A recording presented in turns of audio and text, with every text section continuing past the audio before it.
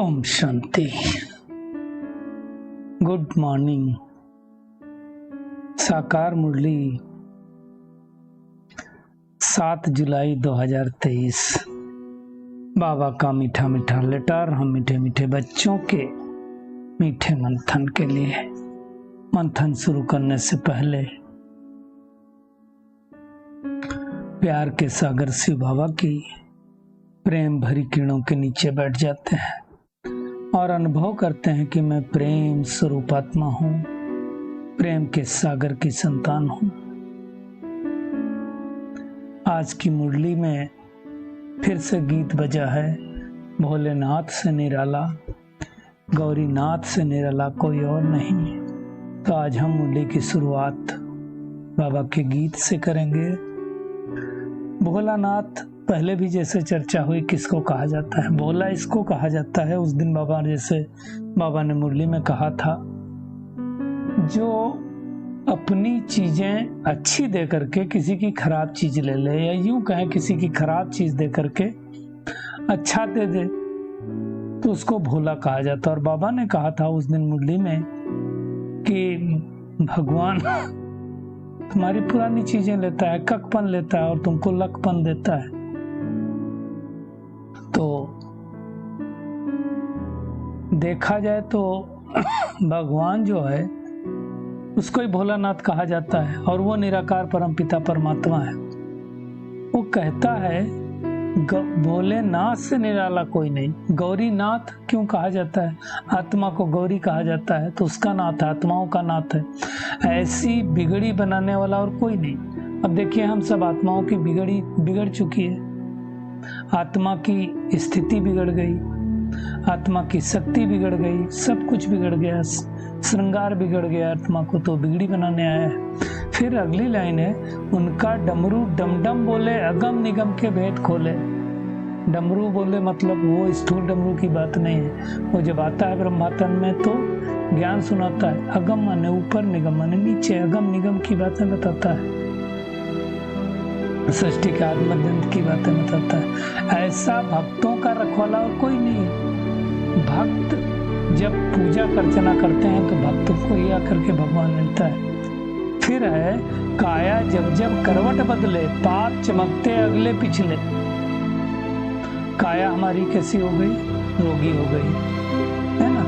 पाप चमकते अगले पिछले, आगे के पाप पीछे के पाप, सारे पाप जब दिखाई देने लगते हैं आत्मा के ऊपर, तो ज्योत जगाने वाला कोई और नहीं। तो आत्मा की ज्योति कौन जगाता? वही परमात्मा। इसलिए कहा जाता है भक्ति मार्ग के जो गीत है ना, सब परमात्मा ने बनवाए हैं। फिर है, तुमने जग का कष्ट मिटाया, मुझको स्वामी क्यों बिसराया। कष्ट तुमने मिटाया था तो अब आत्मा शिकायत करती है कि फिर तुमने हमको क्यों बिसरा दिया। अब तो मुझे बचाने वाला कोई और नहीं, भोलेनाथ से निराला कोई और नहीं। अब इस समय जब आत्मा हार जाती है तो कहती है आपके अलावा तो मुझे कोई बचा ही नहीं सकता है ना। तो भगवान क्या करता है? भगवान हमें बिसराता नहीं, लेकिन हम जब सत्युग में आते हैं ऑटोमेटिकली ड्रामा प्लान अनुसार हम बिसर जाते हैं, है ना। तो ऐसी बिगड़ी संसार में कोई बना नहीं सकता। और वो भोलानाथ कहता है, मीठे बच्चे अब अर्थ सहित तुम मुझे याद करो तो विक्रम विनाश होंगे। जैसा उस दिन बाबा ने कहा था 5 तारीख को कि आप बता दो तो 50% माफ हो जाएंगे, है ना। तो आज भी बाबा कह रहा है 50% तो तुमने माफ कर लिया, बाकी 50% करने के लिए क्या करना पड़ेगा तुमको? अर्थ सहित मुझे याद करो। अर्थ सहित याद करना मतलब मैं जो हूँ, जैसा हूँ, कैसा हूँ, निराकार हूँ, गुणों सहित उसको याद करो, है ना। परम धाम में जाकर के बैठ जाओ कि बाबा तू ज्ञान का सागर है, प्यार का सागर है ना। लेकिन आप कैसे प्यार के सागर हो? कैसे प्यार करते हो हमको? आप तो निराकार हो। तो ऐसी बातें करना ही याद करना है, तभी पाप नष्ट होंगे। बाबा ने आज कहा है नंबर 1 सब्जेक्ट है याद की। वैसे तो हमारी 4 सब्जेक्ट हैं, है ना। आज बाबा ने ये भी कहा कि याद की सब्जेक्ट ही सबसे इजी है। अब कई लोगों को सबसे मुश्किल सब्जेक्ट याद की लगती है, जबकि दुनिया में देखा जाए तो याद करना किसी को सिखाया नहीं जाता है। आप देखो, किसी को याद ना करना चाहो तो भी लोग करते रहते हैं, लेकिन बाबा को याद करने के लिए लोगों को मुश्किल होता है। तो अब भगवान समझाता, कब याद आएगा भगवान की? जब हमें उससे प्यार होगा, स्नेह होगा, निश्चय होगा, उससे प्राप्ति याद आएगी। तो इस पुरुषोत्तम संगम युग में भगवान आकर के हमारी अर्जी को भी पूरा करता है। हम क्या अर्जी देते हैं? ओ गॉडफादर आओ, हमें पापों से मुक्त करो, रहम करो। तो भगवान सबकी अर्जी सुन करके, कब से अर्जी लगाते हैं? द्वापर युग से लगाना चालू किए, जब से दुख चालू हुआ। उसकी अर्जी लगाते लगाते लगाते लगाते कलयुग के अंत में भगवान आता है और आकर के पापों को मुक्त करने का तरीका बताता है। पापों को मुक्त करने का तरीका क्या है? बाबा कहता मुझे याद करो। केवल महिमा गाने से फायदा नहीं है, चरित्र खाली गाने से फायदा नहीं है, लेकिन क्या करना है? राजयोग को सीख करके, बाबा को याद करके अपने अंदर दैवी गुण भी डालन करने। कल बाबा ने जैसे कहा था ना, अंतर्मुखता का गुण धारण करो।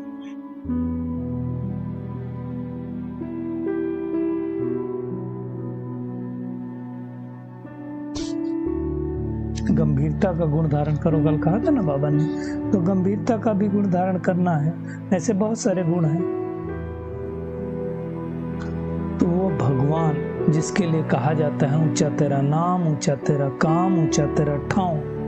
तो नाम सदाशिव ऊंचा है, ठाव अर्थात रहने वाला परम धाम का है, कर्तव्य भी उसका ऊंचा है। तो ऐसे परम पिता परमात्मा को प्यार से याद करना है। वो निराकारी दुनिया में रहता है।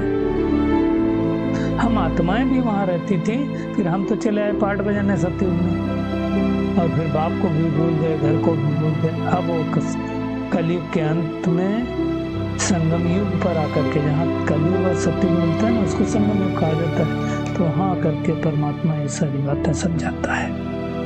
वही बीज रूप है।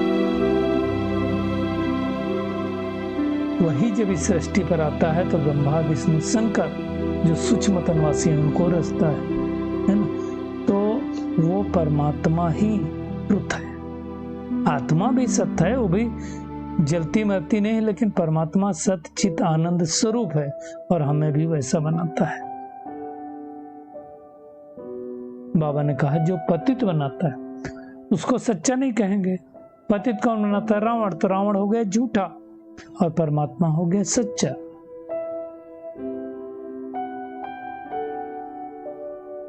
इसलिए दुनिया में कहते हैं दिल सच्चा चेहरा झूठा। इस चेहरे ने लाखों को लूटा। तो दिल मतलब आत्मा, आत्मा सच है, थी और है। तो भगवान ही आकर के हमें आदि मध्य अंत का ज्ञान दे करके त्रिकालदर्शी बनाता है, और इसको ही कहा जाता है स्वदर्शन चक्र। तो भगवान ही आता है, तब हमारा ये मंगल मिलन परमात्मा के साथ होता है और महात्माएं शुद्ध बन जाती हैं, प्योर बन जाती हैं, है ना। तो फिर ऐसा नहीं कह सकते भगवान सर्वव्यापी। अगर सर्वव्यापी होगा तो फिर हम योग किससे लगाएंगे? तो बाबा ही समझाता है कि तुम जितना जितना मुझे याद करोगे उतने तुम्हारे विक्रम विनाश होंगे। विक्रम तो बहुत किए, अभी भी कुछ ना कुछ होते ही होंगे। बाबा कहता है संपूर्ण कर्मातीत अवस्था तो अंत में होगी। जब ज्ञान का अंत होगा तब रिजल्ट निकलेगी। बाबा ने समझाया, आज स्कूल में कोई किस सब्जेक्ट में तीखा होता है, कोई किस में तीखा होता है। कल हम सब ने देखा था ना कि हमारी कौन से सब्जेक्ट में हम तीखे हैं।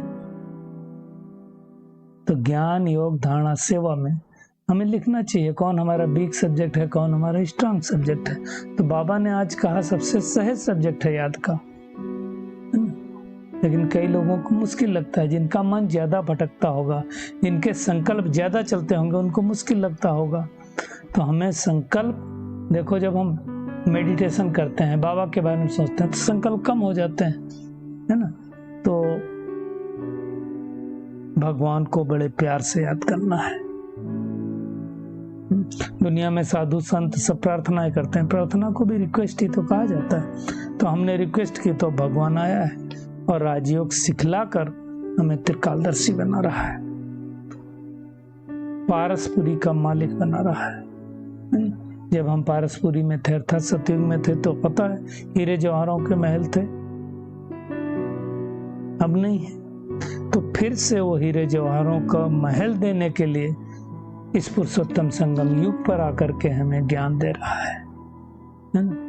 बाबा कहता तुम जानते हो, बुद्धि तुम्हारी जानती है कि लक्ष्मी नारायण भी कितने धनवान थे जिनको लूट करके ले गए।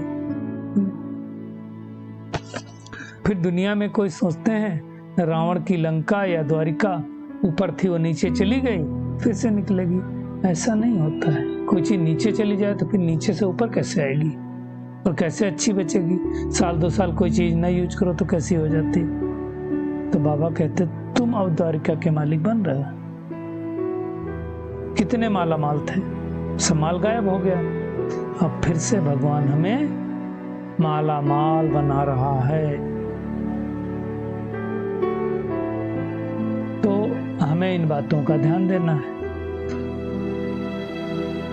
सम्मुख बैठ करके बाबा कहता है मुझे याद करो, और कोई उपाय नहीं है। विकर्मों को नष्ट करने के लिए योग अग्नि के अलावा और कोई उपाय नहीं है। बाबा की याद से ही हमारे विकर्म नष्ट होने वाले हैं। बाबा कहता है तुम आधा कल्प अविवेचरी, मतलब आधा कल्प के अंदर पहले अविवेचरी याद होती है फिर बेविचारी याद हो जाती है। मतलब एक की याद करना तो अविवेचरी याद, सबको याद करना तो बेविचारी याद। तो परमात्मा समझाता है कि मुझे याद करो तो तुम पतित से पावन बने जाओगे। बाकी गंगा स्नान करने से कोई पतित पावन नहीं बनता। गंगा तो सतयुग में भी होती, तो हम पतित बने क्यों, नीचे उतरे क्यों, है ना।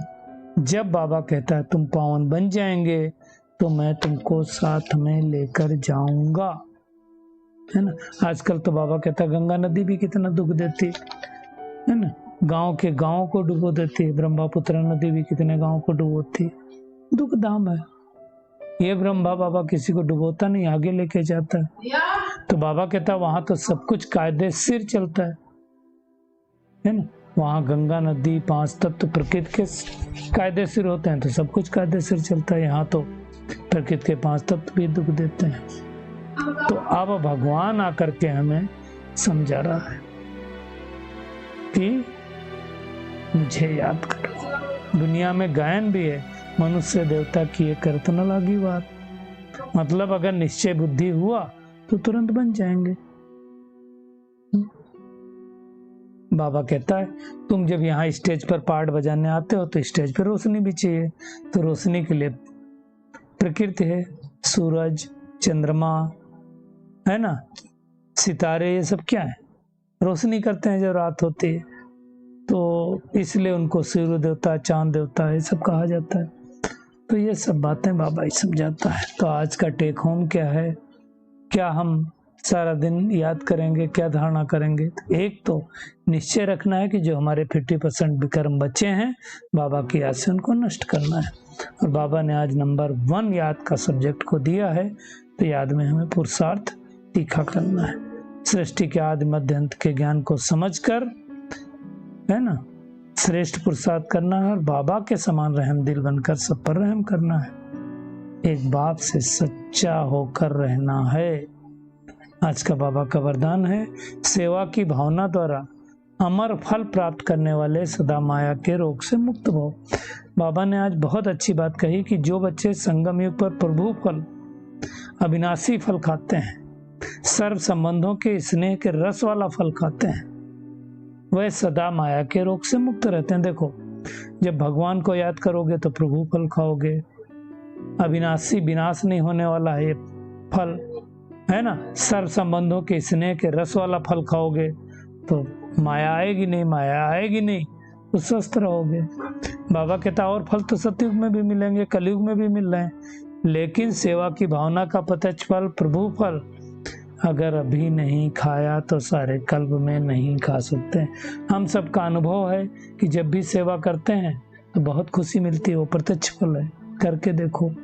बाबा कहता है जिस फल को खाने से लोहे से पारस क्या हीरा बन जाते हैं। तो ये फल सर्व विघ्नों को समाप्त करने वाला अमर फल है, इसलिए हम सबको खाते रहना है। स्लोगन है, उपकारियों पर भी उपकार करने वाले, निंदक को भी मित्र समझने वाले ही बाप समान है। ये बड़ा काम है उपकारियों पर उपकार करना, कर सकते हैं। चलिए परमात्मा किरणों के नीचे बैठ जाते हैं और अनुभव करते हैं कि मैं पद्मापदम भाग्यशाली आत्मा हूं।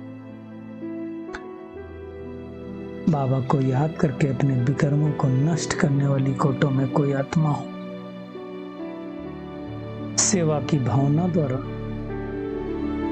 प्रत्यक्ष फल, प्रभु फल, सर्व संबंधों के स्नेह के रस का फल खाने वाली, माया से मुक्त रहने वाली कोटों में कोई आत्मा हूं। शुक्रिया मीठे प्यारे बाप दादा, शुक्रिया आप सभी का इस मीठे मंथन के लिए। ओम शांति।